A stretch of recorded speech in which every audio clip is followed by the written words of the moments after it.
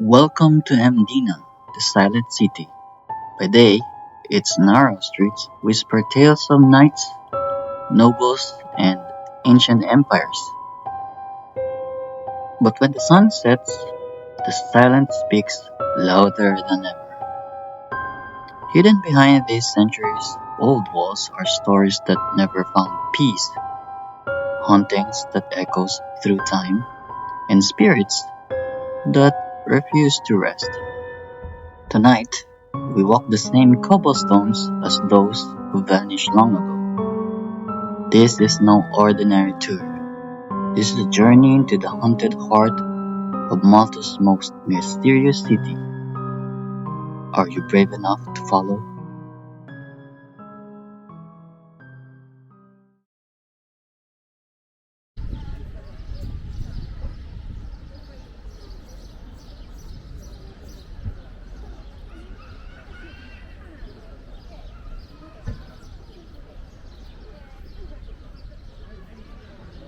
Joy, lovely big houses in Mdina.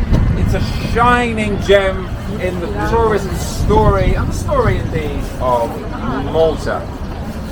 Ladies and gentlemen, we will not be concerning ourselves with any of that nonsense here tonight, because for the next 2 hours you will be hearing tales of the terrible and stories of the strange, all related to Mdina. I'm going to throw in a couple of ghost stories as well. It's up to you whether or not you believe those, but the rest of the stories are true. My research for this, as with all my stories, is based on fact. Let me give you one initial fact about where we are stood. Once upon a time, this whole area was a Roman city called Melite.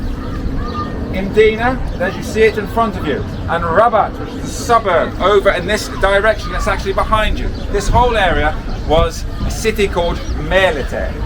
Now, the first time Melite gets mentioned in history is to do with a corruption scandal. Yes, that's right. What a shock. Corruption among politicians. What a surprise. That doesn't matter in the world. It doesn't matter where in the world. I'm half Maltese, half British. Let me tell you, the Brits aren't much better. Let me tell you that. Wherever you go, corruption and politicians, same sentence. So, the first time we have a record of Melite, it is because there is a corruption scandal going on. A famous Roman lawyer and orator called Cicero. He's very famous. If you look him up, there's books, there's all sorts of stories about Cicero. He's very well known, and he once gave a speech because he was present at a trial of a man called Gaius Verus. Gaius Verus ran Sicily. He was the governor of Sicily, and he was implicated in a corruption scandal. And the corruption was this. It is said that Gaius Verus got the men, women and children of this whole area, Dina in front of you, Rabat behind you, then Melite. All the men, women and children were working their fingers to the bone. They were collecting honey, they were making rugs, they were making clothes, they were also getting cushions and stuffing the cushions with roses, and it's quite nice, comfy to sit on, especially if you've got to travel on a cart in a long way.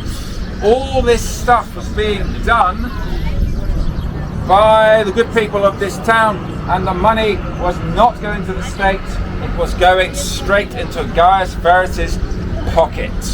And he got prosecuted for it, and he was convicted for corruption in this very area.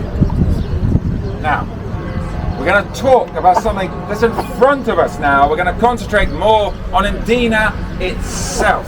And we're going to concentrate on the city walls. If you look past me and look at those city walls, they've got quite some stories to tell.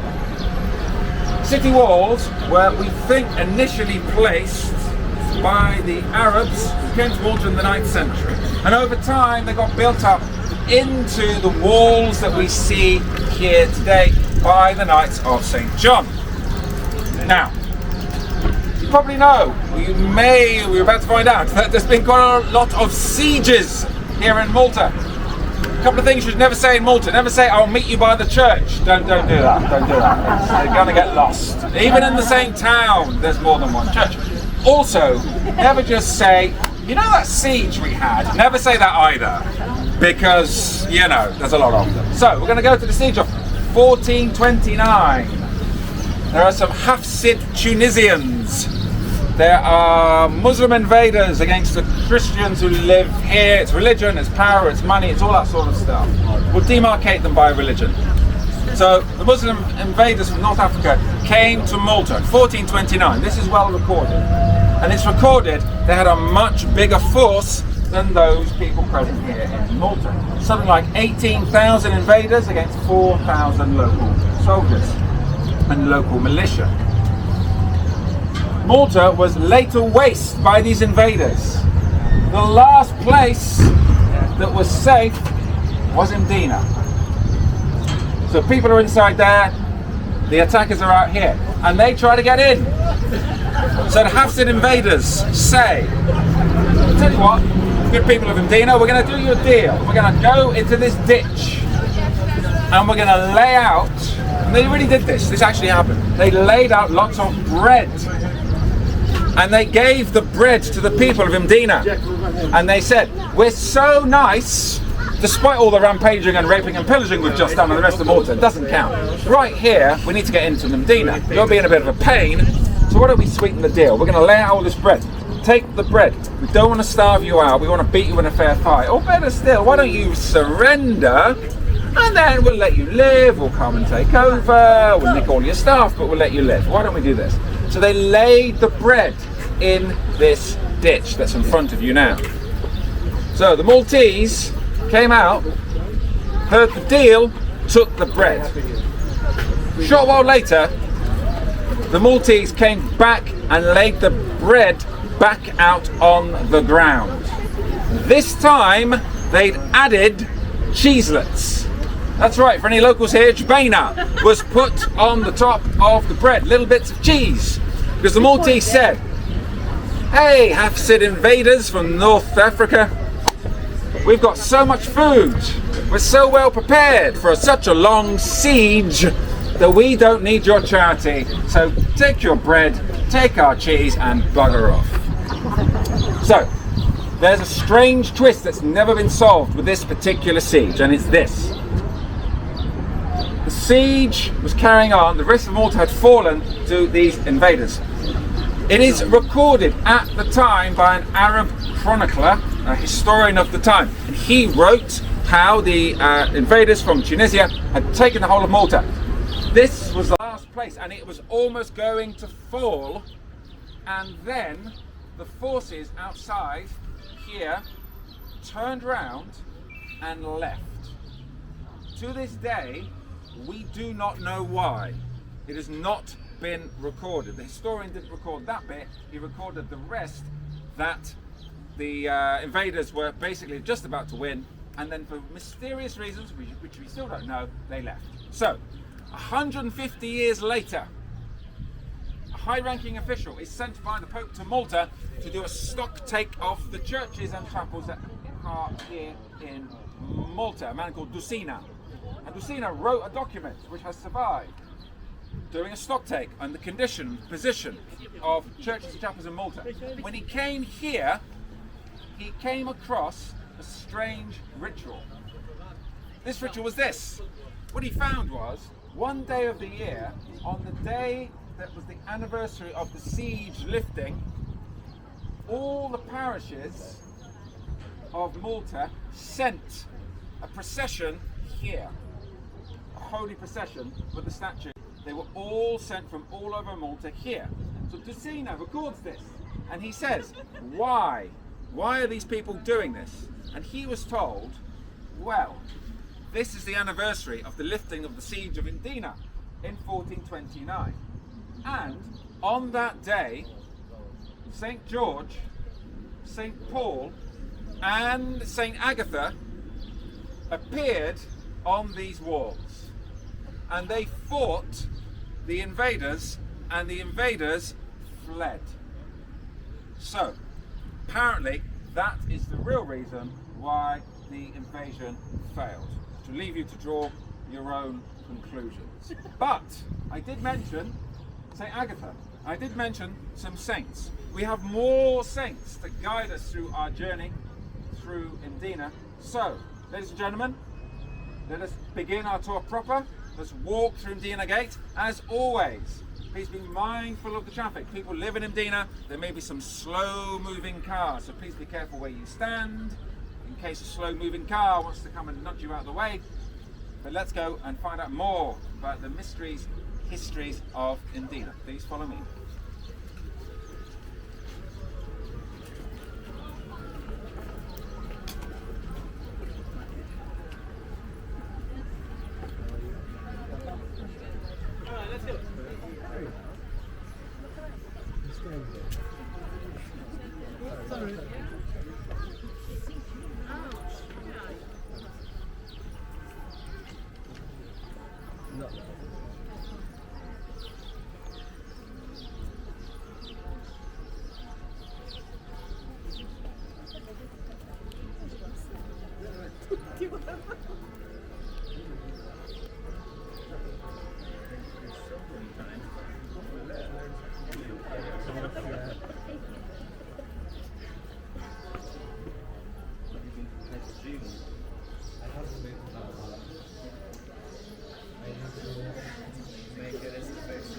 Ladies and gentlemen, come this way and face me, please. Thank you.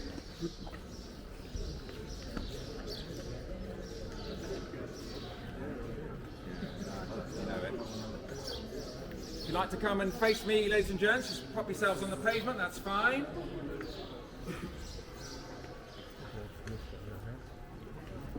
Like to get yourselves on the pavement, ladies and gentlemen. Scariest was also charged for stealing honey from the temple. Was it?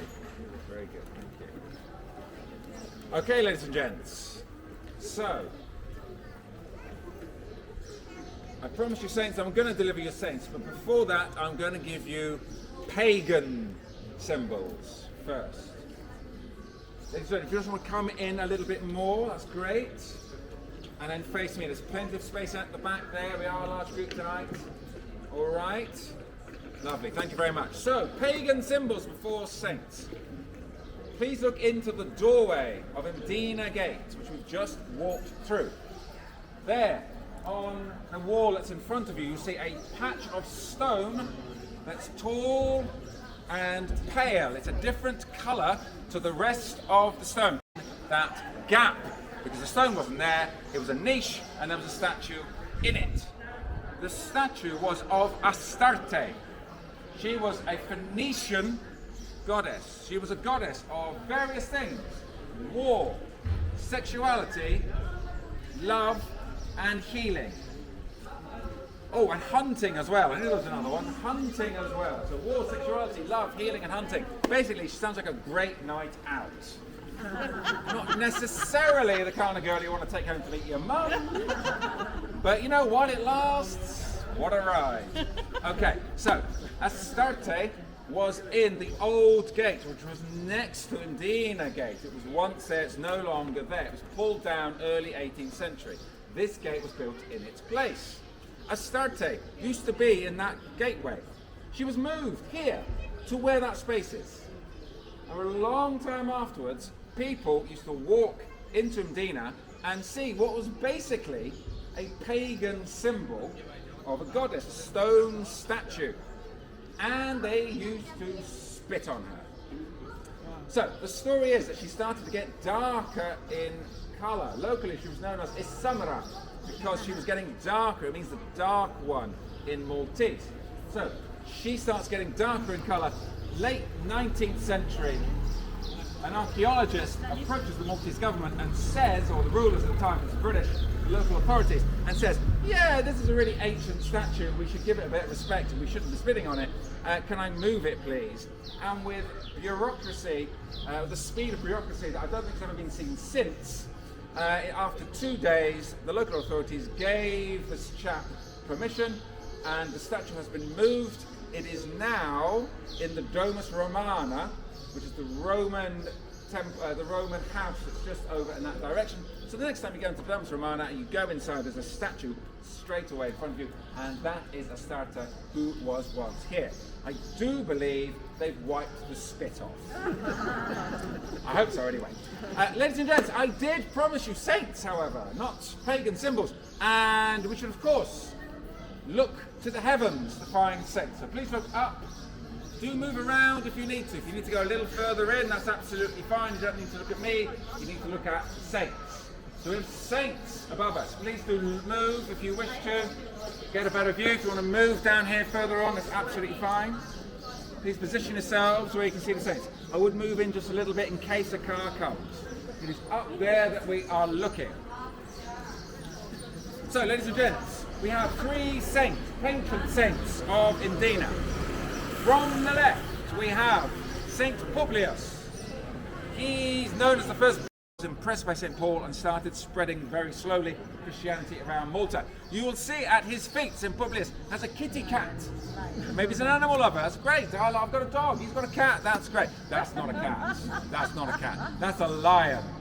Because in the Catholic faith, those who are martyred are shown always with the method of their martyrdom. And St. Publius, it is said, was thrown to the lions, and well, for the rest of the time, he's going to have a lion somewhere in his portrait. So that is St. Publius.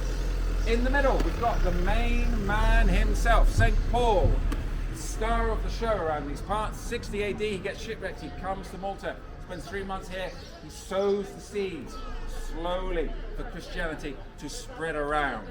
You'll see he has a sword at his feet because he got his head chopped off. That's his method of martyrdom. He was Roman, so he couldn't be crucified. He had to be killed another way. He was beheaded. You will see that next to him he has a snake that he's doing his best Taylor Swift impersonation. He's shaking it off. He's getting it down into the fire because when he came here, 60 AD, he swam ashore in Shemshia. If you know where that is, it's in a little bay in the north of the island. He and the rest of his ship swam ashore, were warming themselves by a fire. St. Paul gets bit on the hand. He shakes the snake into the fire. The locals go, oh, he's going to die. This is a poisonous snake. St. Paul did not die. Since then, Malta has not had any poisonous snakes. Now, botanists will tell you that Malta's never had any poisonous snakes, but the faithful will tell you, well, of course, because St. Paul got rid of them, dummy.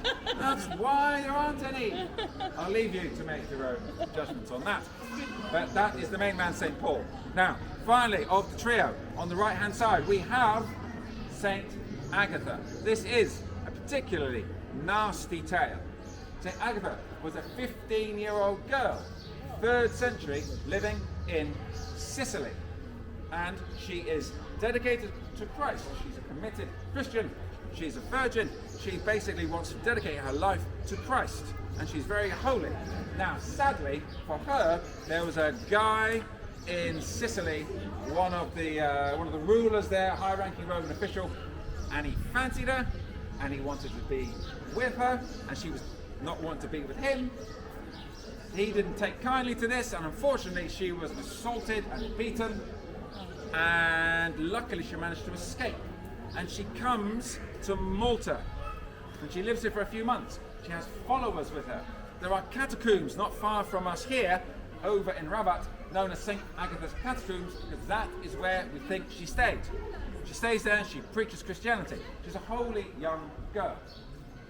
Finally, eventually, somebody says to her, well, it's okay, you can come back to Sicily now. That dude who was chasing you, he's kind of forgotten about you.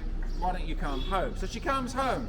The dude, I'm sorry to say, had not forgotten her. She was arrested again, she was assaulted again, she was tortured, and her method of martyrdom, well, the poor woman is forever doomed to be holding up pincers, metal pliers, with her own breast. If you look at the top, that's what she's doing. She's holding up her own breast because her breasts were cut off by pincers. So the poor girl, forever in history, is going to be known for that and pictured with that. Now, St. Agatha is going to guide us further on this journey because we are now Time to follow this big fancy car. And we're going to go down here. We're going to go left. You'd like to follow me, and we are going to see a miracle which happened in Mdina.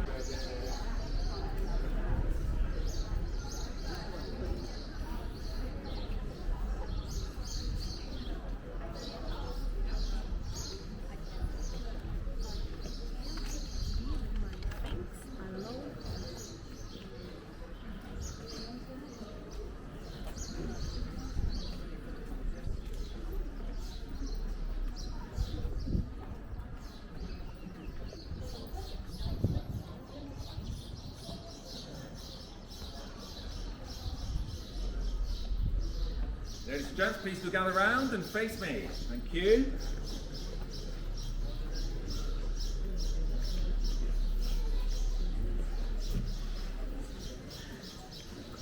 Please do gather round, ladies and gents. Plenty of space at the side here. Plenty of space at the front here.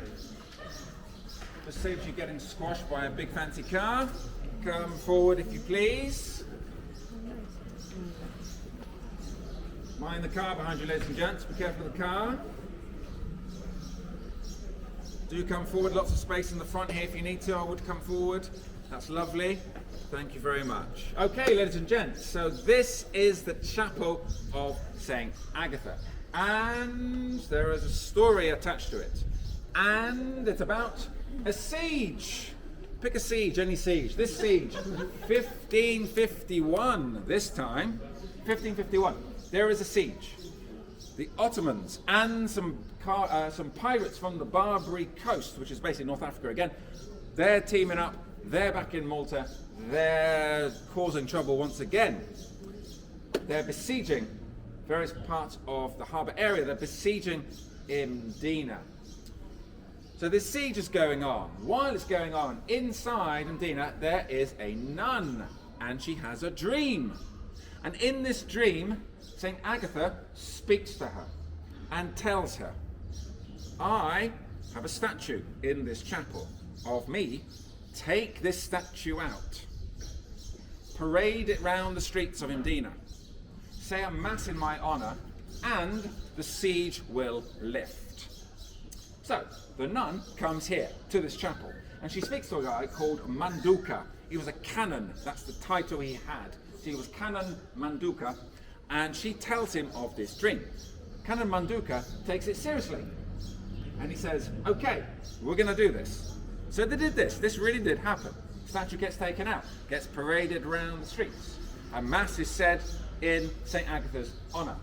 They put the statue of St. Agatha on the bastion walls, which we'll be seeing the end of the tour. Statue goes on the bastion tour, on the bastion walls. The Ottomans shoot it and hit it in the hand, break its finger.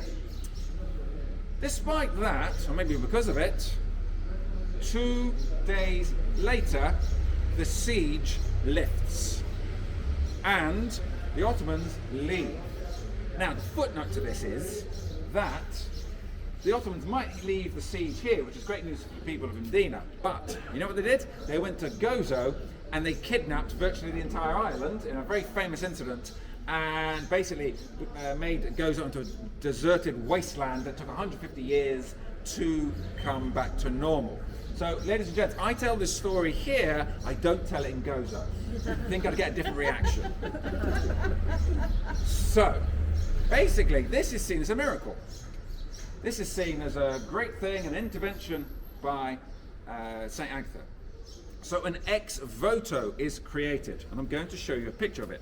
So an ex voto is this: if you are praying the Catholic faith, if you are praying for something and it happens, you create a little piece of artwork around it and you give it to the church or the chapel as a thank you for the thing that happened.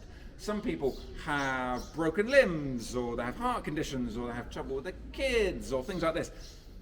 Then they have a little symbol made in the image of that thing that they prayed for, and it gets given to the church as a gift. In this case, it was a painting was made of St. Agatha.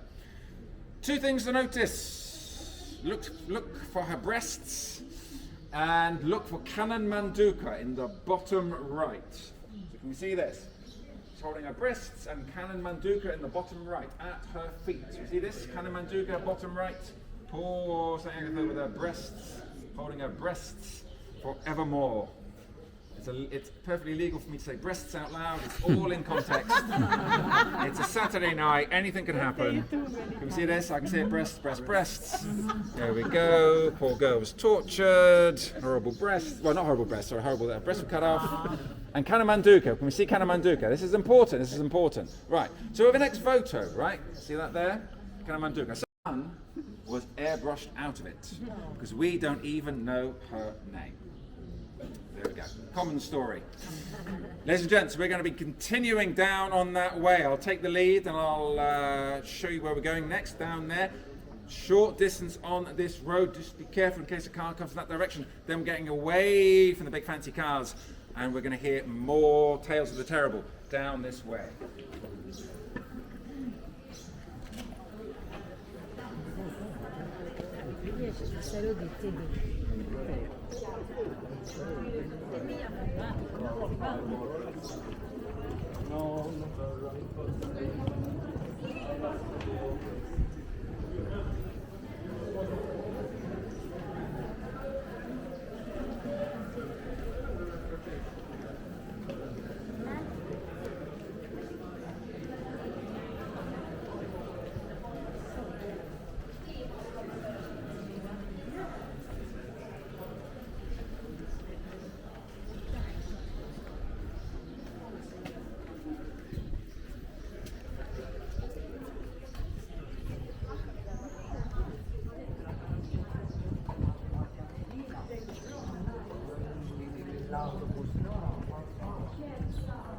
Position yourself, ladies and gents. You're going to be looking down this way. Stay here, please. We're looking down this way.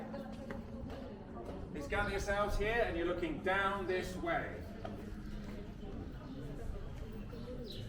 Gather yourselves, ladies and gentlemen. You're looking down this way. Don't go too far, please. Don't go too far. But we're going to look down this way. Please come forward, ladies and gentlemen. Please come forward. We're looking down this way. Shaped windows. Red doors, red windows. You see that building there?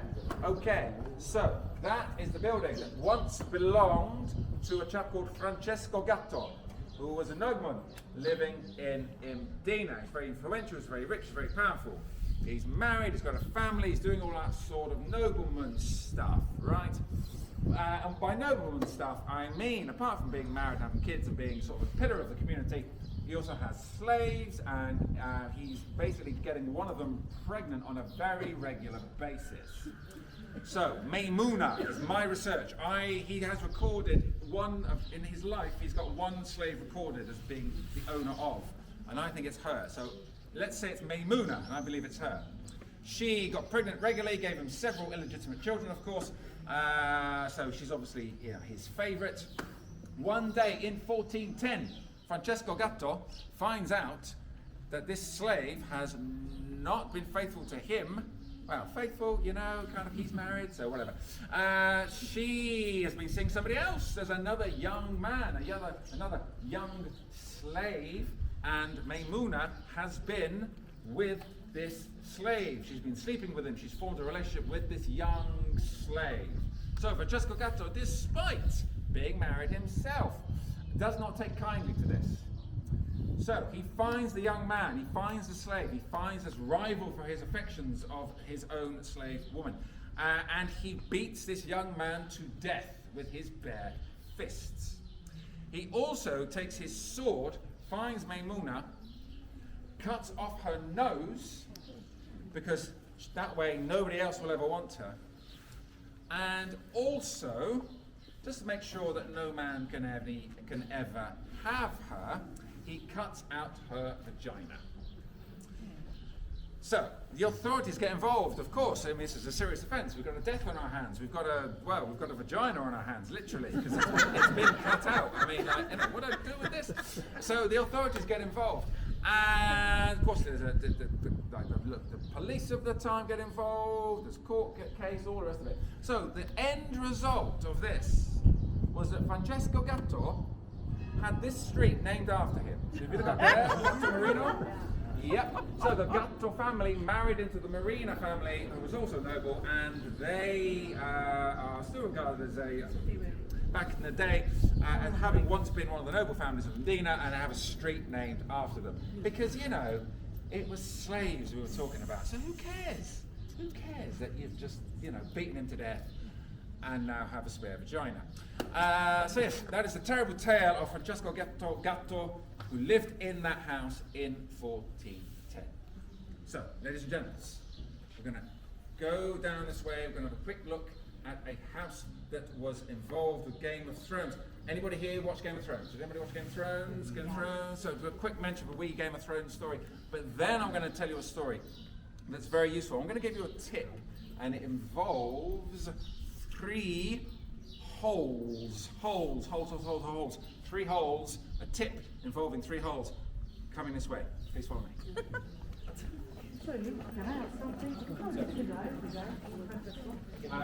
Warm, comfortable in his own bed. No justice. All right, okay.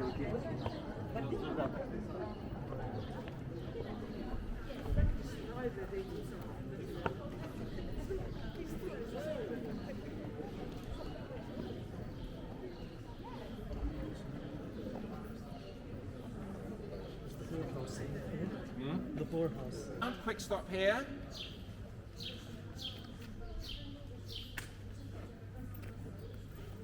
Please do gather around, ladies and gents. Just a quick one for any Game of Thrones fans. I know a good number of people did watch the show. That, in the first season of Game of Thrones, that building there with the green door, was Littlefinger's brothel. Disclaimer, it's not a brothel, it's a private house, very nice people live there, I'm sure. But just in case, I will point that out because that is a scene of quite some dirty deeds and political machinations that went on in the first season of Game of Thrones. If ever you watch it, I recommend it, it's an amazing show. First season, that was a very pivotal part of the action. Now, I mentioned 3 holes, and that's what's going to guide us through the next part of our journey through Mdina. Some of you may have been thinking it was the well. See the well, the big well over there? It's the well. It's not the well. It's not the well.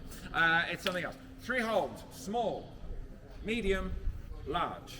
Okay? Those are the 3 holes we're going to be concerning ourselves with. The first hole, which is small, is this way.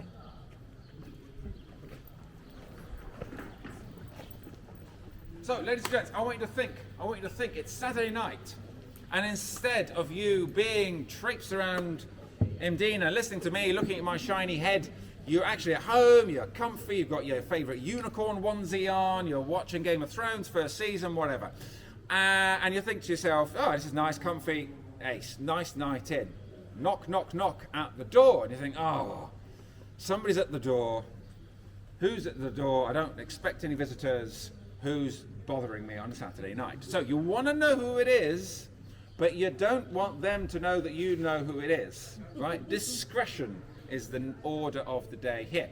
So how do you find out who is downstairs at your door without them seeing you? If you look up, you have this peephole here. So this hole in this frame allows people to open the shutters, take a peek down here in this area here in front of the door there, and then you can see whether or not you are at home to that particular visitor. That is the first hole. Second hole is the medium one, and that is in this direction. Please follow me.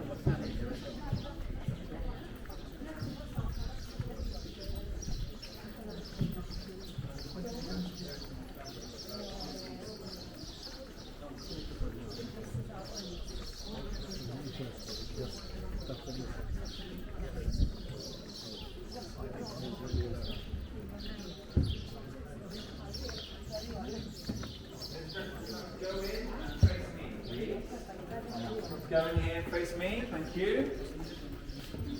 Please turn around and face me.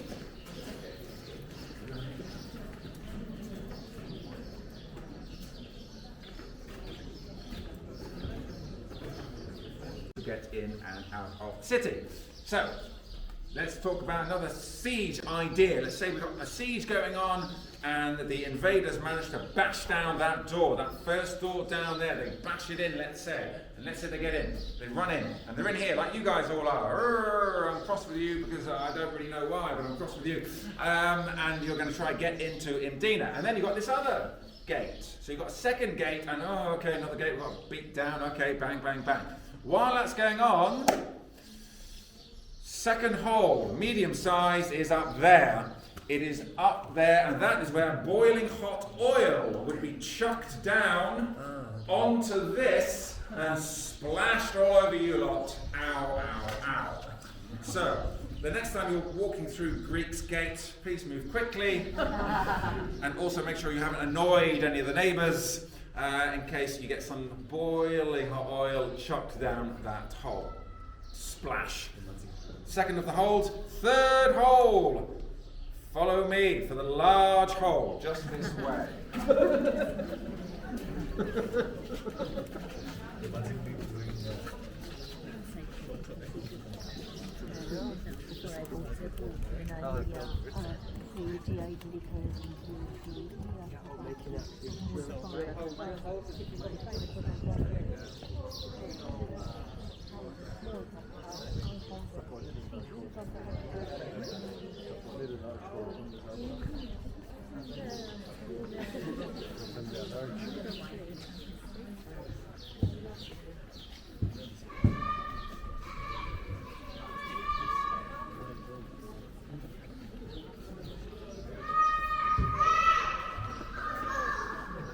Okay, ladies and gents, if you'd like to come forwards, you're going to be looking at this gate.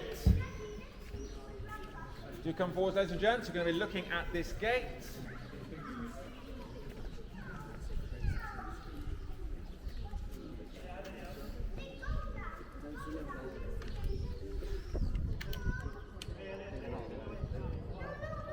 Do come forward, ladies and gents, we're looking at this gate right here. Now, ladies and gents, this gate officially does not have a name. It's got a name that's commonly known, but it actually isn't official because this gate should not be here. We are on a street where we have lots of storerooms built by the Knights of St. John, the early part of the 18th century. So if you walk further up this street, you'll see lots of big doorways, and behind those doorways is exactly this big sort of storage area, because it's where the Knights of St. John used to keep their gunpowder, and obviously you want to keep your gunpowder nice and safe. Just move out the way that people pass, thank you. So, all the way back there, up until the second arch, is a typical storeroom that we find in this magazine curtain wall, which is this long wall running down here. Now, the bit at the end, where the arch is, goes through down there. Those people are going to walk down, marvellous. So 3, 2, 1. That's it. That's where it should end. They are. Oh, they've gone through the wall. So they've gone through the wall, which shouldn't be there because of a train. Let me explain. Further beyond, if you come to the centre here and you look very straight down there, there's a building in the distance through the trees, like a creamish whitish building in the distance, straight down there past the trees. So the creamish white building straight down there past the trees. White building in the distance. That's a train station. Once upon a time, there was a train station in Malta. It ran from Valletta to Rabat, which is just down there. That was the last stop. Now, the British used to get off of that train, British officers and important people and local government officials, etc. Get out of that train, and then they've got to walk all the way round up a hill, up another hill, all the way around in front of Mdina, where we first met, and then come all the way to Mdina Gate. And Malta's hot, man. It's like it's hot, and they're like wearing clothes and stuff. So they just think, hang on a minute, why don't we just punch a hole in the wall? And that's what the British did. This is why this is known as the British Gate. officially doesn't have a name because it's not supposed to be here. But that hole at the end was done by the British because they didn't want to walk from the train station all the way around front to Mdina, and convenience, well, it's the name of the game. So that's the third of our big holes. Ladies and gents, we are going to be moving up this way. Before we do, it's a point for me, a point of order. That's my wife in the distance there, young lady there. Hello, Diana. My long-suffering wife who's been listening to me boring her about history for a long time.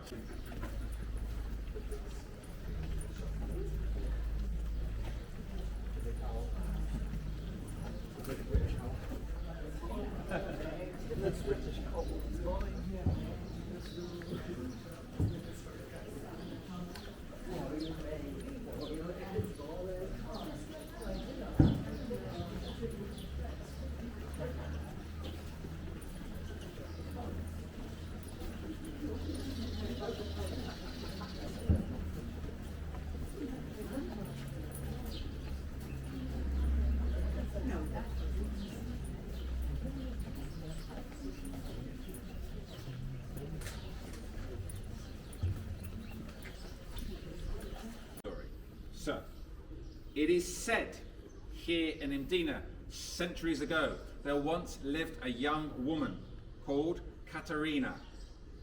And she has a beloved, she has a man who she's engaged to, and she's going to marry him. But there was a knight of St. John who was, well, the knights were not always honourable, some of them, and this one wasn't. And this knight fancied Katerina and wanted to sleep with her. She refused. We've heard this before, I think, even on this talk. We've heard this before. She refused and said, no, I love somebody else. I'm not going to sleep with you. Leave me alone. The knight did not take kindly to this, and he assaulted her. He tries to rape her. So she fights him off. In the struggle, she desperately grabs at his belt. She pulls his dagger from his belt and she stabs him with his own dagger. Now, you may be thinking, this is self-defense. And indeed it may have been so. However, this is a common woman and a knight of St. John. So the courts are not going to side with the woman. So she is found guilty of murder and she's sentenced to death. So, before she dies, she makes a request and she says, look, I still want to marry. I want to marry the man I love or I'm engaged to. So, will you let me marry this man?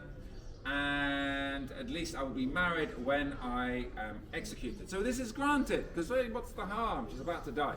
So, she marries her beloved, and very soon afterwards, she is executed.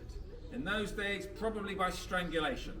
So probably would have been a rope tied around the back of her neck and strangled. Or she may have been beheaded. So, let's fast forward. A long time to 1970. So there was a couple from the UK on holiday. And they come to Mdina, it is said. And they took photos. Of course, you come to Mdina, of course you're going to take pictures. And it's said that when they developed these photographs, they find something unusual in the back of one of the photographs, as in the background of one of the photographs. They see that they got someone to take the picture of themselves, and there they are, this couple in the photo posing on holiday in Mdina, and in the background there is a shape, a figure, and it looks like a young woman. Only she hasn't got a head. So that's what it looks like. So this story is that these people went back to the UK, told their local newspaper, and this photograph was printed in Britain. Now, unfortunately, we're talking 1970, we're talking that the internet had not been invented, And imagine that, oh, terrible thought. So unfortunately, this photograph, despite I know some people have tried to track it down, has not been located. But the story has endured, because now we believe that the method of execution must have been by beheading, and this woman has taken on a life of her own years after her death, because she is known as Caterina tal Mdina, which means Catherine of Mdina, because it is said that if you are a happy couple, underline happy, if you're a happy couple and you have your photograph taken here in Mdina, maybe, just maybe, Caterina will appear in the background of that photograph.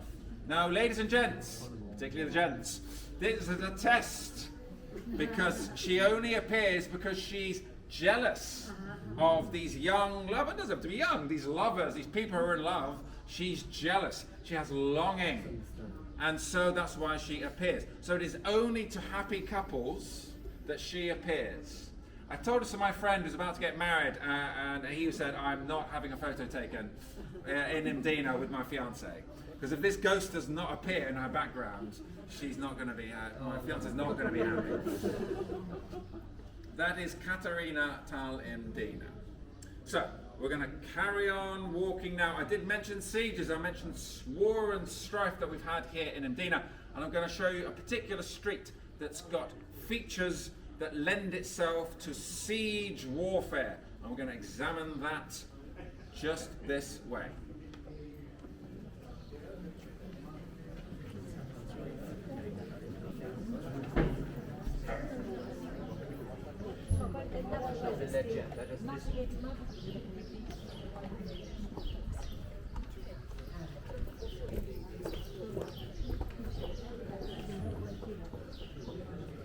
Okay, do come forwards, do come forwards.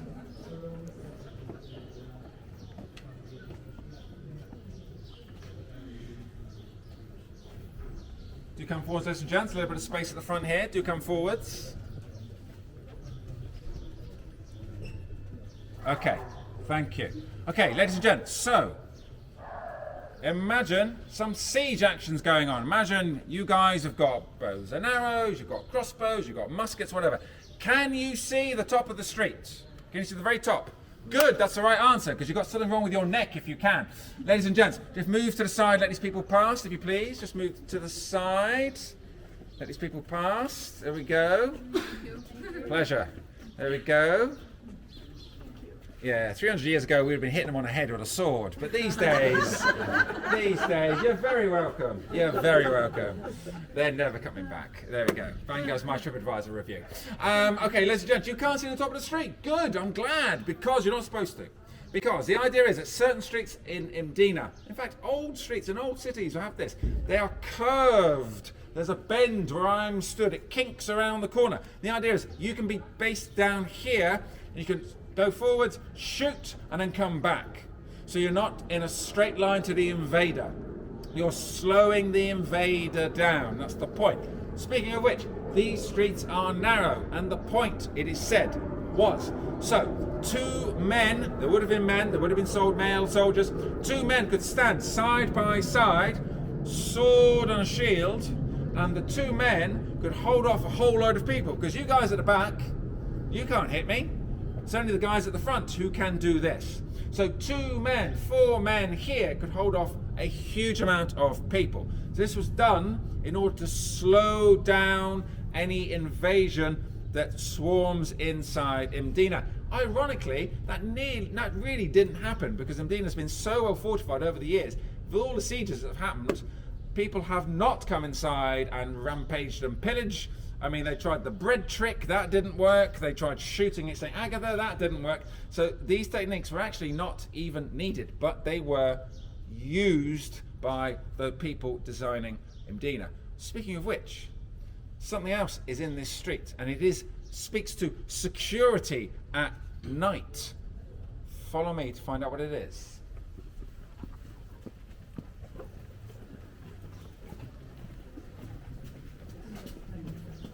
Okay, don't go too far because you've already reached it. You're looking at this lump here, this stone lump here. This stone lump. Come closer, come closer.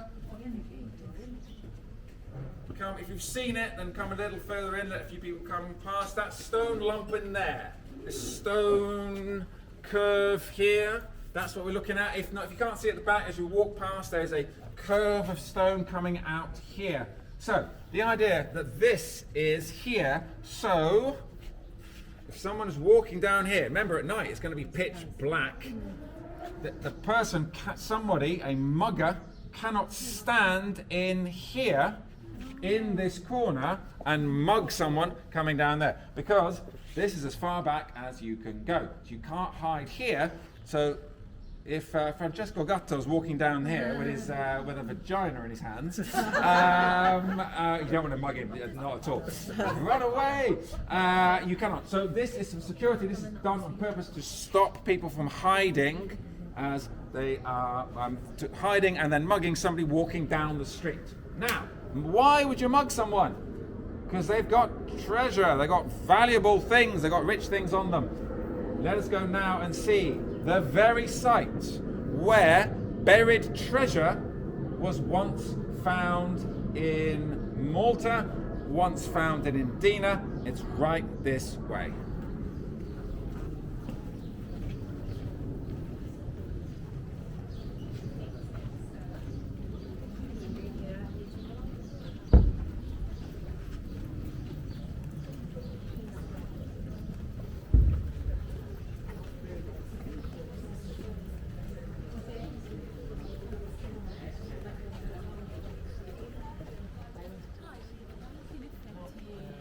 Quindi devi anche prenotare, programmare tutto.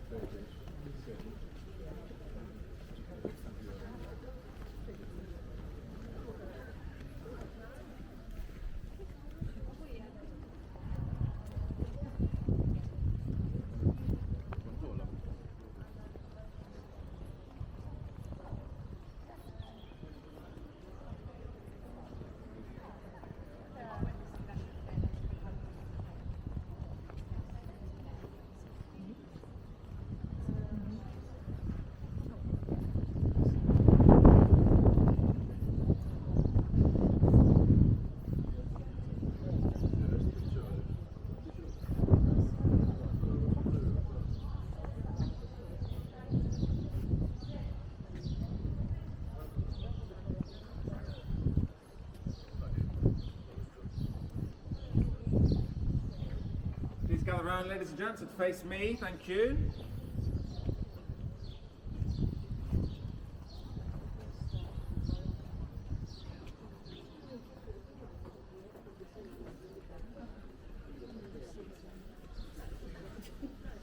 Take a seat, take a seat.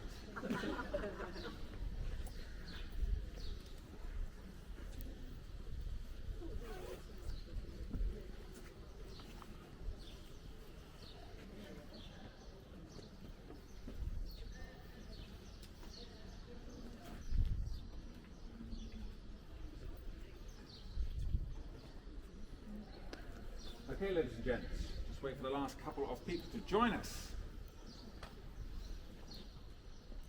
And then I'm going to tell you about the single largest treasure trove ever found in Malta. So, in 1698, there was an incident involving treasure, buried treasure. 1693, there's an earthquake in Malta, and there's a lot of damage, in particular here in Mdina. In particular, this side of the city, not the side we were just in. This side, because this side was built on clay. Clay is not great when the ground is shaking. So, lots of damage this way. The square we just walked through, this area where we are now, that cathedral, the one that was there before it at least, all damaged. So, the houses in this area were all cleared, the square was built, they pulled the houses down. That cathedral got pulled down. Another cathedral, the cathedral that was there before, it was pulled down. This one is built in its place, on the exact same site. So all that clearance work is going on. 1698. There's a young boy, and he's doing labouring. He's clearing the ground, he's digging away. And he hits something. Clang! He hits what he realises is a copper pot. Well, a large copper pot. And he breaks it because he's hit it. And he thinks, oh, what's this? Goes and has a look. And then he starts shouting. He starts shouting because it's filled with coins.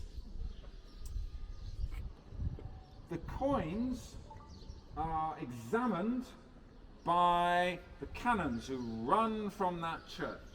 So they run over here, there's noise, there's kerfuffle, there's coins, and the canons come and they start looking at the coins. Several of the workers actually start shoving some of the coins in their pockets because they want to nick some. There's all a bit of a kerfuffle going on. And ladies and gentlemen, I can tell you that it happened right where I am standing, right here. This is the exact site, because the next day a notary took a record of everything that happened and he drew a map, and the map says X marks this spot. If you're looking for buried treasure, I've already looked, there's none left, so sorry about that. So basically the church people come running here. The bishop comes from Valletta, obviously, and comes and says, oh, this is amazing, we found all this stuff. The Grand Master of Malta at the time was Roman Piraeus. If you've been to the St. John's Cathedral, they currently have got tapestries up there, and they were a gift of Roman Piraeus. Please do go and see them while they're hanging up, they're absolutely amazing. Anyway, Grand Master Piraeus says, whoa, whoa, whoa, whoa, whoa. I'm the Grand Master, I rule Malta. Those coins are ours, they're the state's. The Knights of St. John should take them. And by the way, how many are there? So they count them out, and they say, right, yeah, they're from like Arabic, writing on them, but we think they were like from the 11th century, and there are 8,796 scudi.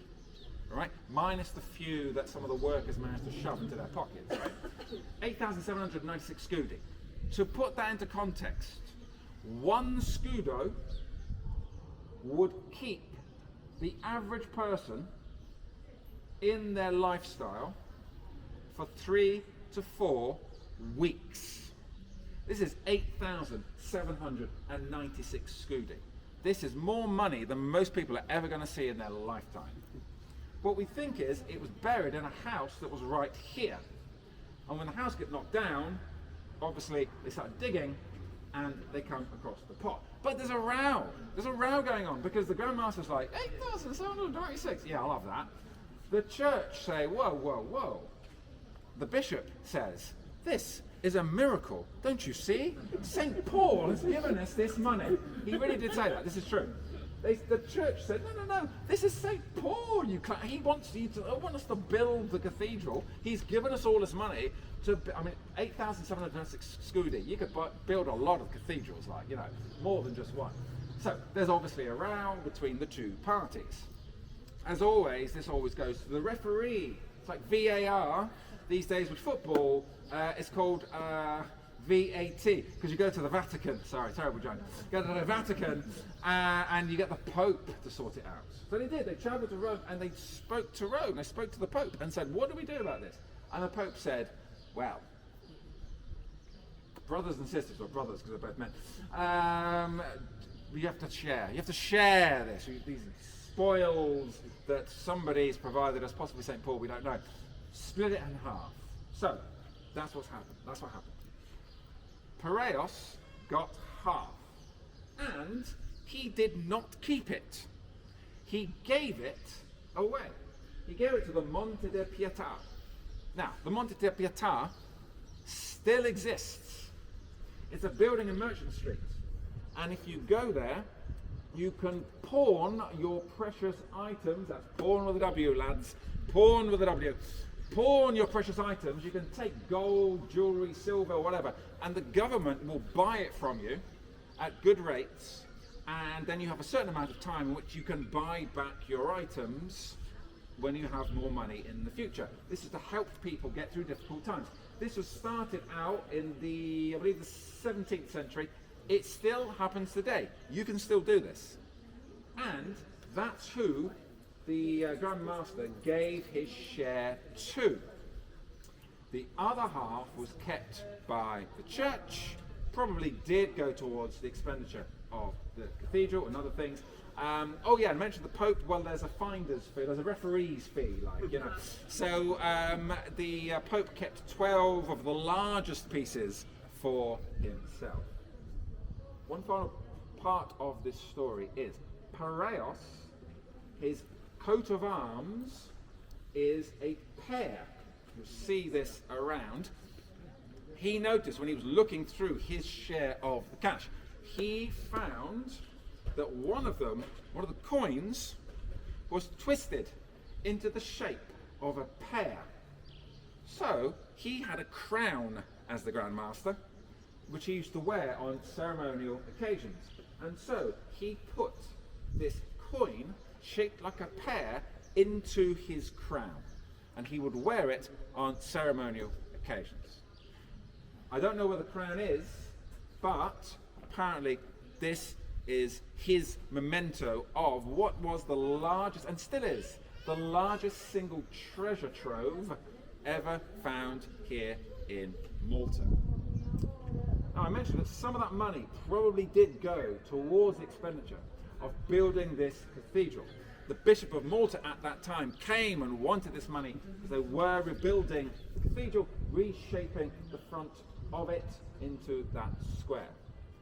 I'm now going to tell you a story about a bishop whose behaviour was not quite as noble as other bishops who had gone before him. In fact, he was, shall we say, someone afflicted with anger issues. I'm going to tell you about the strange case of Thomas Gargallo, right at the door to the cathedral. So please follow me.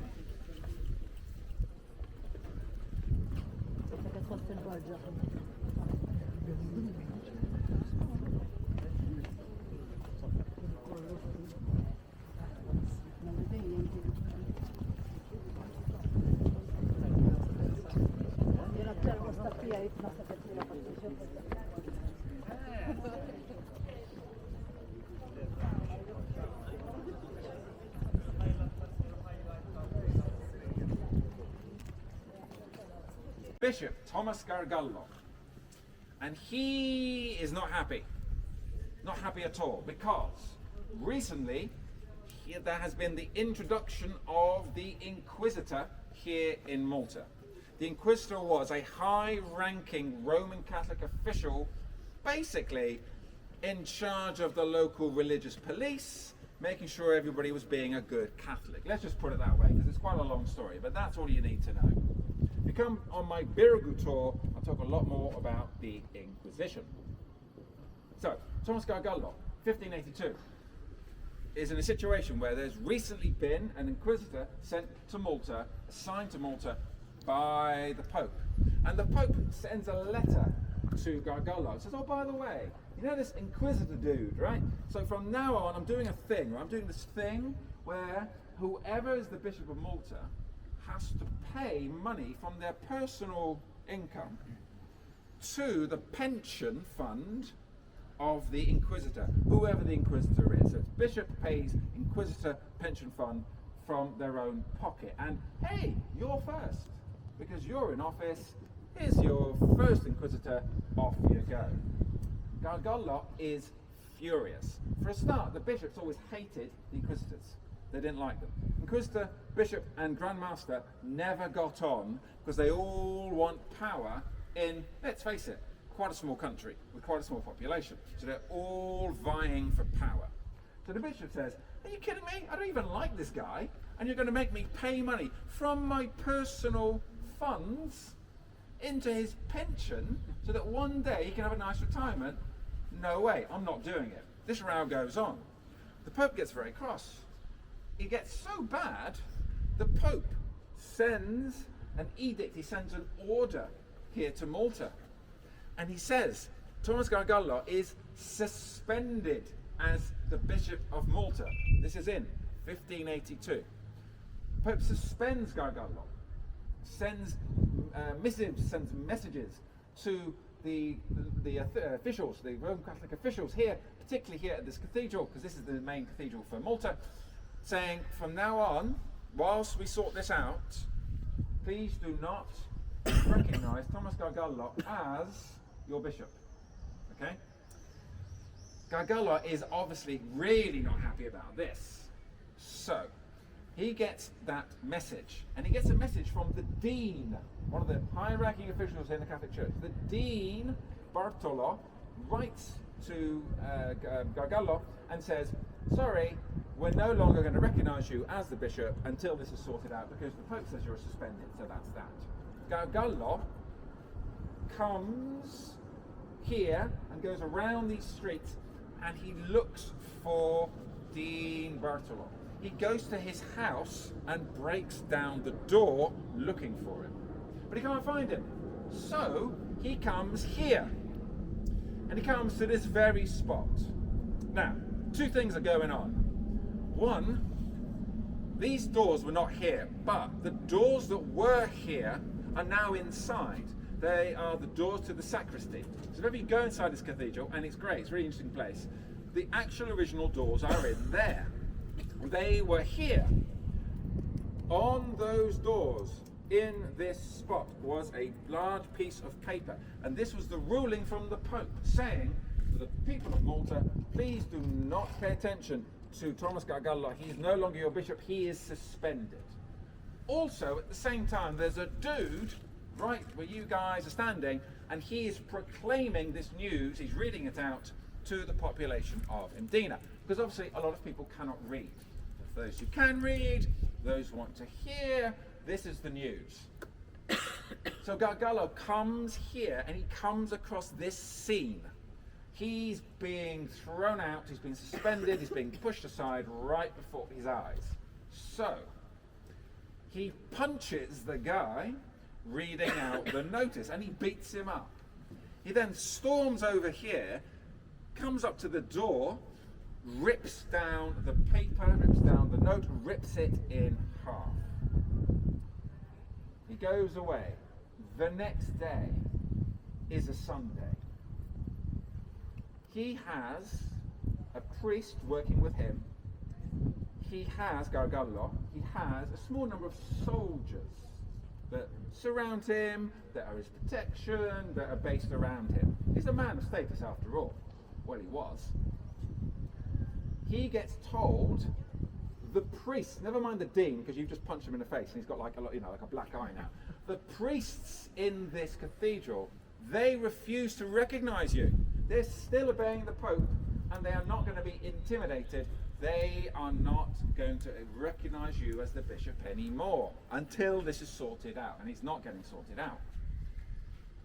Gargallo is so furious, he sends the priest he works with, his number two, if you like, his right-hand man, and these soldiers, and he sends them here. It's Sunday. Mass is being heard in the cathedral on this site. The men storm in to this space. They lock all the doors, and they attack the priests saying Mass. During Mass, they rip off their clothes. They rip off their holy vestments. They tie the priests up using these vestments, these clothings. They drag the priests out here, where you are all standing now. They have a number of horses with them.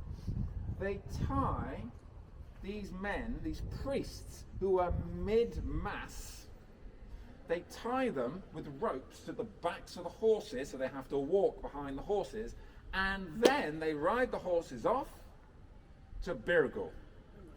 Now, if you're not a local, or even if you are and you don't know the distance, this is 10 miles away. So, these priests get dragged on the bishop's orders, get dragged all the way to Birgul. That's where the bishop was living at the time. There were cells, which they still exist actually, all this. There were cells underneath the bishop's palace, and they are thrown, these priests, into the cells. We don't have an exact number, probably something like 8 to 10 of these priests is what we're talking about. I can tell you, ladies and gents, 2 of them die. They are killed because they've been dragged all the way to Birgal. The others are in very bad condition, as you can imagine, and they're held for a number of days. So, things have gone a bit nuclear around here, and Gargallo gets from the Pope what we say in the UK, or people say in the UK, it's known as the curly finger. He gets a bit of this. He gets like, you've got to come to Rome right now, what the hell is going on? So Gargallo gets taken to Rome on the Pope's orders, and it's the one dude that he does not disobey. So he speaks to the Pope, and the Pope says, right, you are not allowed to go to Malta for 3 months. You are suspended for 6 months. You have to pay for work to be done in a number of churches in Malta. There were several churches being built at the time, embellished at the time, and Gargallo, out of his own pocket, had to pay for some of that work to go on. The Jesuit church in the heart of Valletta, if you happen to know what that is, it's right next to Sottalbelt. It's a church right in the middle of Valletta, if you don't know it. That was paid for by Gargallo as a fine for this whole incident. By the way, Gargallo is actually buried in that church. It's probably the only place that would have him. So, after 6 months, things will calm down. After 6 months, Gargallo comes back here. Now, there's a little aside to the story. Remember the priests who didn't die? They were understandably #nervous when Gargallo comes back, and he's back in power. He's their boss once again, because he is now the bishop again. So they actually write to the Pope and demand assurances they're not going to get dragged this time to God knows where. So the Pope does give these assurances, says to Gargallo, none of that funny business, stop dragging your priests around, quite literally. Final note, ladies and gents, after all this fuss, after all this mess, after the deaths of 2 people, of all this pain and suffering, Gargallo had to pay the pension after all. So seriously, was it even worth it, dude?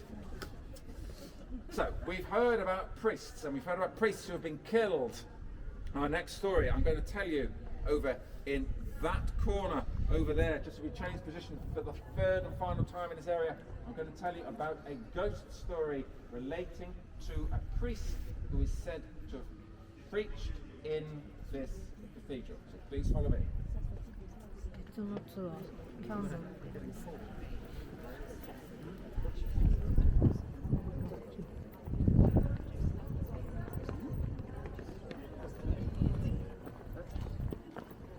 Please, ladies and gents, please do come here and face me. There's a ghost story attached to this cathedral. It is said a long time ago there was a sacristan. Sacristan is a man who, in the Catholic Church, who will look after the church. Literally keep it clean, keep it tidy, order stuff, get it all organised, handle logistics. The sacristan one day came to this cathedral, and it was, we believe, this cathedral. He comes to this cathedral and it's a very early morning mass, very, very early. Wiping the sleep from his eyes, he comes in and he sees the priest. And he's in the sacristy, which is where the priest changes. It's like a locker room for the priest. It's where the original doors now are. The sacristan sees the priest and says, "Good morning." The priest does not reply. Now this is unusual. Priests are friendly guys, a nice guy. He always says hello. He doesn't say hello. So the sacristan thinks, it's a bit strange, maybe he's in a bad mood. The sacristan helps the priest get dressed. The priest goes into this cathedral, into the nave, to the altar, and as a small congregation, it's fairly early in the morning, the priest says Mass. Afterwards, the priest comes back into the sacristy. Sacristan helps him disrobe, makes a little bit of small talk. Priest is not speaking. Again, sacristan thinks, well, is it me? Have I offended him or something? What's going on? The priest is leaving the sacristy and he stops, turns his head to the side and says towards the sacristan, "Make sure you are on time tomorrow." And then he leaves. So the sacristan thinks, well, why is he in a bad mood? Is it something I've done? Don't know. So the next day, the same scenario unfolds. Sacristan comes in, priest comes in, priest doesn't say anything. Sacristan makes small talk, priest doesn't say anything. Priest goes in, says mass to a small early morning crowd, a congregation. Priest comes back in, sacristan helps him disrobe. Priest doesn't say anything. Priest leaves, turns at the end and says, "Make sure you are here on time tomorrow," and leaves. Sacristan's thinking, this is odd, like this guy's being a bit strange. So, after the mass on that particular day, the sacristan speaks to people. He goes out in the community and he meets people and he's chatting away, and some of them say to him, "Have you heard the news? Have you heard what's happened?"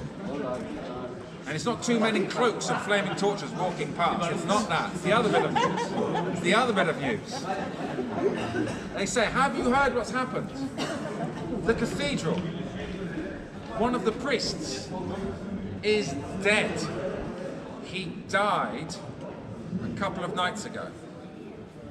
So the sacristan says, "This can't be. You must be mad. Like, I've just been with this priest. I've just been 2 days, 2 mornings.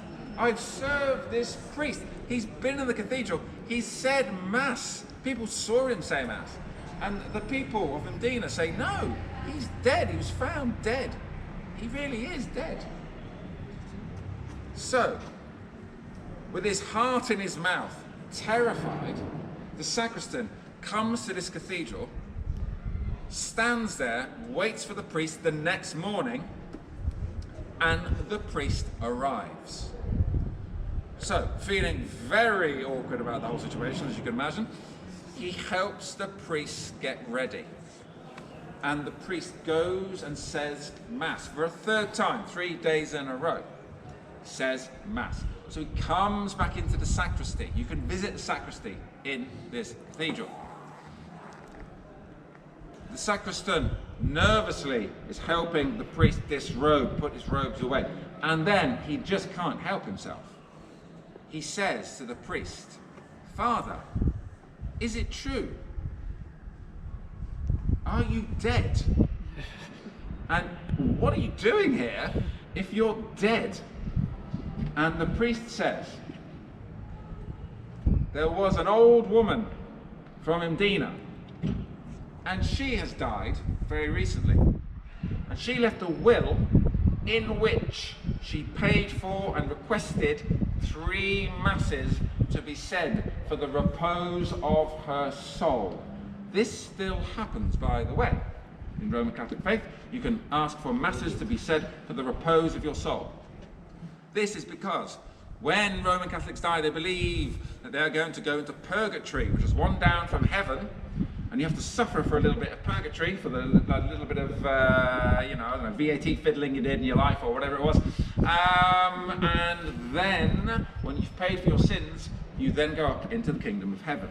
So, if you have masses said for the repose of your soul, it gets you off the hook quicker. So it's really important. It's important these masses are said, because it gets you into heaven faster.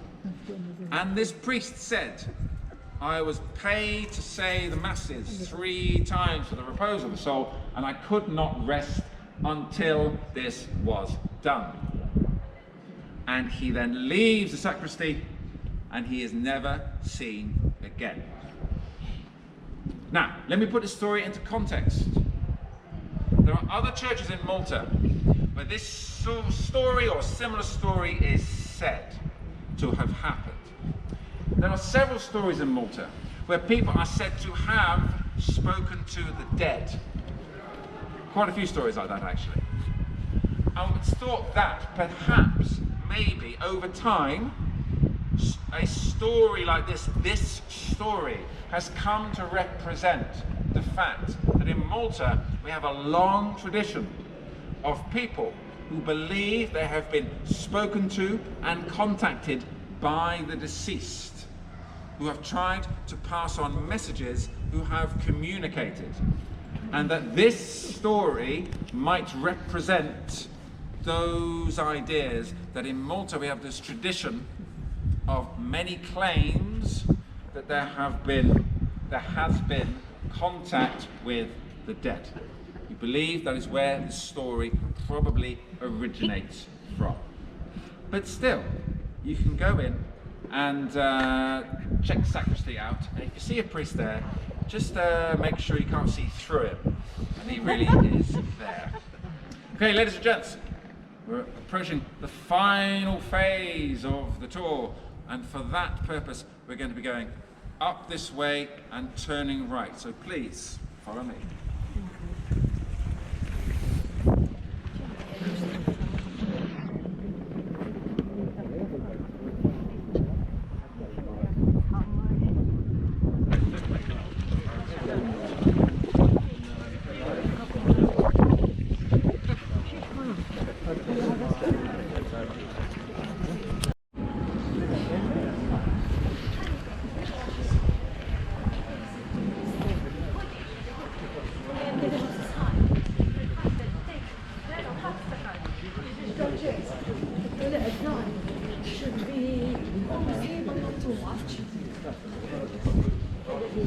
Okay, ladies and gents, please pause here. We're going to be looking at this church. Please pause here. Please come gather around. Space here, space there. We're going to be looking at this church. Okay, so this is the church we're going to be looking at. Okay, so ladies and gents, this is the Carmelite church here in Mdina, and it's got quite an important history. So, I'm going to take you to 1798. The French are here. Napoleon's been in town, he's done a bunch of stuff. He's got rid of slavery, he's got rid of the fief system, and it's all equality and happiness for all the Maltese until he leaves, and then his men start nicking stuff left, right, and centre. They start nicking stuff, particularly from the churches here in Malta.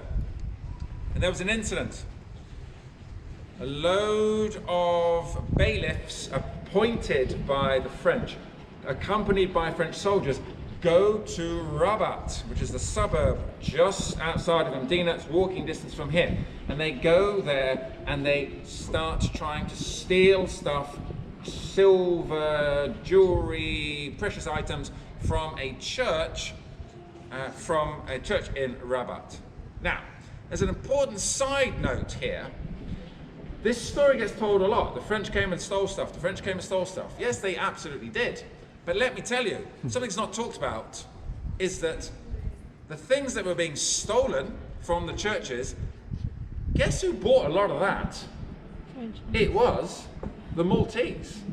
It was rich Maltese people were getting excellent prices for very rich and valuable items from the churches. So the rich Maltese were buying it from the French, and the French were taking the money to fund their war effort. That bit of the story kind of gets a bit left out. But anyway, the common people who worship in these churches are obviously not happy about this theft. So they stop that incident at the church in Rabat, walking distance from here. So the bailiffs think, oh, we can't get our stuff that we were trying to get. Okay, we're going to come here instead. So they divert. Instead of stealing from the church in Rabat, they come to this church because this church has got damask tapestries. Now, damask is like silken tapestries, very rich, very fancy, very expensive. You get a lot of money for it. So they come here to steal these tapestries. And it's said that a young boy heard about this, saw what was going on, and he ran up to the top of the tower, the bell tower that we've got at the top of the church, and he starts ringing the bell. So then people start gathering. a bit like yourselves. People start gathering here in these very streets, right where we are. And they start stopping the bailiffs. They start pushing and shoving them, saying, get lost, you're not going to steal our stuff from our churches. The bailiffs run away. There was a French garrison at this point of about 65 men stationed in Mdina. The bailiffs go to see the garrison and they say, we can't carry out our orders, we keep getting stopped. In fact, there's a mob right still there at the Carmelite church. The French soldiers are angry and say, we're going to sort this out. And they come here, a handful of them come here, led by a Captain Masson. So he and a few of his men come here. There's still a crowd. And Masson starts shouting, telling them to go away, to allow his men into the church. Captain Masson makes a fatal mistake. He draws his sword. This inflames the anger of the people. And they attack him, and they attack his men. The men are badly beaten. Masson runs away. He runs down that main street, and he runs over Mdina Gate, where we walked before, and he ran away into Rabat. He is pursued by the people, who basically chase after him and see him run into a house in Rabat and lock the door. We know which house it is. We're not going to Rabat today on this tour, but I know where the house is. He hides in the house. Doesn't work out. The people beat down the door, chase him up the stairs, and it said, beat him to death in what is now today the bedroom, and he's chucked out of the balcony down onto the street. Now, this incident is very, very important because this, where we are standing right now, this is the spark of revolution by the Maltese against the French. This has the butterfly effect, a ripple effect, because this is where the revolution began against the French, which leads to the British coming to Malta. Lord Admiral Nelson's fleet, part of it, came to Malta, helped the Maltese besiege the French for a couple of years. The French leave, and in the end, my dad met my mum, because he was Maltese, she was English, and I now speak English and a little bit Maltese. And there's a whole ripple effect, because this is how the British came here. This is why the Maltese speak British. This is why we've got so much British influence in our culture, because wind it all back, right here is where the French were told, we're not going to take this anymore, by the Maltese. So the Maltese started to kick the French out, and that led to the Maltese asking the British to stay. It's very important. British did a lot of invasion stuff, not in Malta. They were invited. But this area here is that spark, that very moment. It all began right here. Remember, I said about the garrison of about 65 men based in Mdina. The next day, it is said, something happened to them. In this era, in the 18th century, and even in the early 19th century, believe it or not, it is not unusual for women and children who were married and belonging to, let's say, married or a child of the soldiers out in armies. Those women and children would travel around with soldiers, believe it or not. They would stay separate, but they would be somewhere near the garrison. The Battle of Waterloo, if you look it up, the Battle of Waterloo, famous battle in Northern Europe, that was watched by people eating picnics on a hill nearby. And the people watching were the relatives of the soldiers fighting. I can think of a better way to spend that afternoon, I've got to be honest. But this stuff happens. Here in Malta, it is said that garrison of 65 French soldiers, they had their wives and children nearby. And it is said, by at least one Maltese historian, that the day after this rebellion began, when the Maltese started to attack, they started to fight, and they sneaked into a side entrance.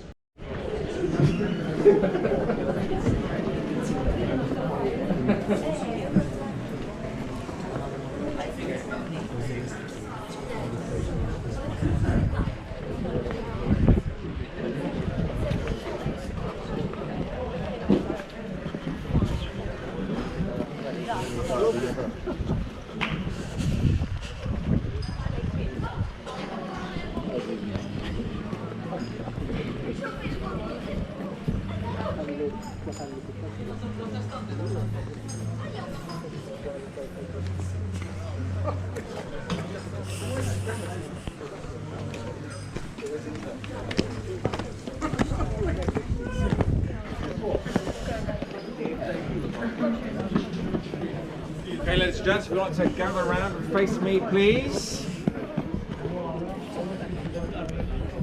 Just like to gather around and face me. Thank you.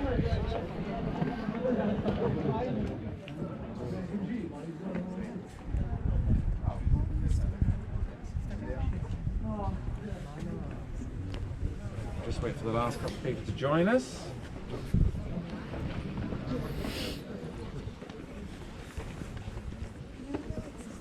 Okay, ladies and gents,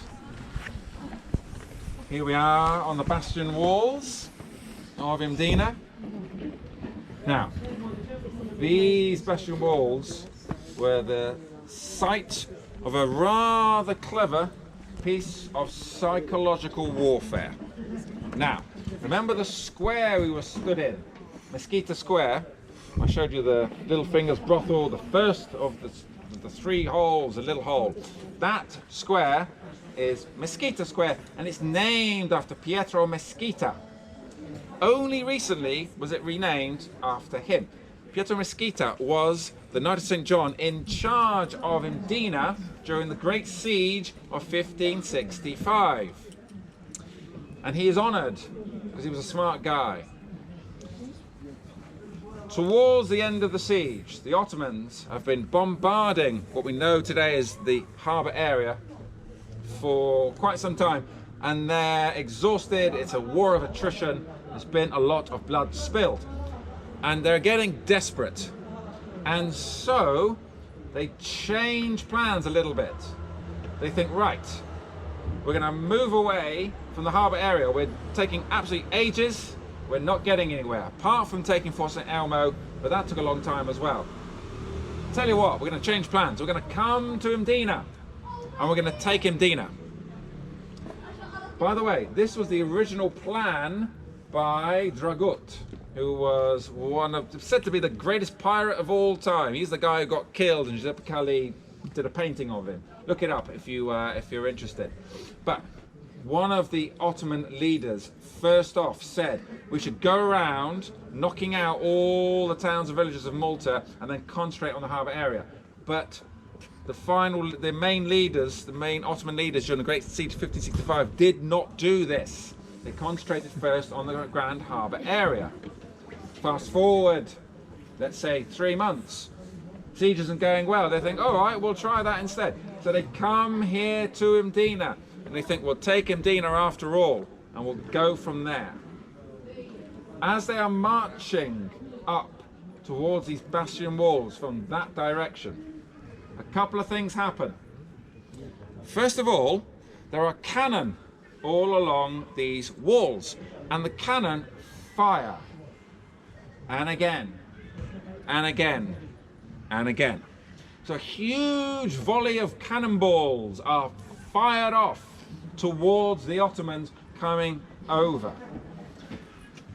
And the Ottoman commanders think, whoa, that doesn't look good. That looks like they've got tons of ammunition. Remember the bread and the cheeselets. Remember the whole principle of we've got loads of ammunition, we've got loads of stuff. This is going to be a long, difficult siege for you because we're nice and comfy in here. Same principle. Lots of cannons are fired off in this 1565 scenario. The Ottomans are thinking, damn it, this doesn't look good. It looks like they have lots of cannonballs, of ammunition, gunpowder, etc. Not only that, they still, despite the cannon fire, they managed to come a little closer. And when they come closer, they see these very walls are filled with soldiers, walking up and down, helmets, uniforms, weapons, walking up and down here. So they think, oh man, this looks terrible. Not only have they got loads of gunpowder, cannonballs, they're firing at us when we're really far back. So it's not like they've wasted a few cannonballs, but they're not worried about this. So they must have a lot. Not only that, they've got so many soldiers. Look at how many soldiers they got. The bastions are filled with soldiers. This is a terrible idea. We're going to go back to the harbour area. So they did. Ottomans turned around and went back. And actually, they were later attacked by people coming out of Mdina. So, they were put off by the power and the strength and the setup that they had seen here in Mdina. Ladies and gentlemen, let me tell you, if any of you play poker, I like to play a little poker with my friends, this was a massive bluff by Pietro Mesquita. So, first of all, they did not have many cannonballs, much ammunition, much gunpowder. They had actually quite a small amount of that stuff. But Pietro Mesquita said, fire loads of it, waste tons of it, but make them think we've got a lot. Also, you know the soldiers walking up and down here? They were women and children, dressed up in the uniform of dead soldiers. Now, women and children would have fought. There were times in the Great Siege where women and children got involved. But obviously, in that kind of warfare, it is predominantly done by men, and you do expect your army, you do expect your forces to be male, adult males. But these brave soldiers populating the bastion walls were women and children. The whole thing was a bluff. It was fantastic psychological warfare by Pietro Mesquita. So much so that a few years ago, the council decided to honour him because he was so smart in the defence of Mdina, and he now has a square named after him. So, ladies and gents, the final story of our tour this evening. In 1545, there was an incident in the streets of Mdina. We have been walking through the streets of Mdina tonight, and that is the theme for my final story. 1545, there is a treasurer. He is a holy man, he's a priest. He is called, his surname is Demek, and he's called Don Demek. Don was his title, so Don Demek, and he was the treasurer of the cathedral. So you're counting the money, keeping all the finances of the church in order. He's a holy man, he's a priest, but he has a mistress. He has a girlfriend. Catholic priest obviously shouldn't have a mistress. Does have a mistress. Gets discovered. Her name is Paula. So, he is tried by the Catholic Church here in Malta. There was a system for doing this. Priests would get tried at the Bishop's Palace in Birigul, where occasionally, if you're unlucky, you get dragged to from the back of a horse. There was a trial, and Don Demek was found guilty of having a concubine. If you look in the